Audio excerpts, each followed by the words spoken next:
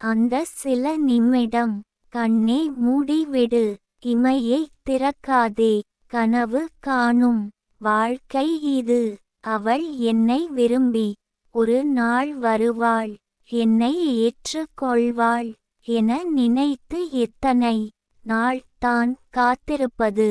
காலம் தான் கடந்து போகிறது, அவள் என்னை தேடி ஓடி வரவே இல்லை. அதனால் என் கனவில் அவள் வந்து என்னுடன் கொஞ்சி பேசிடும் போதாவது நீண்ட நேரம் ஆழ்ந்த உறக்கத்தில் என்னை நிம்மதியாக இருக்க விட்டுவிடு. உடனே உறக்கம் விழிக்க செய்து மனதை புண்படுத்தி விடாதே. கவிஞர் ந. முருகேசன் ஓசூர். கவிதையை படியுங்கள், பாருங்கள்.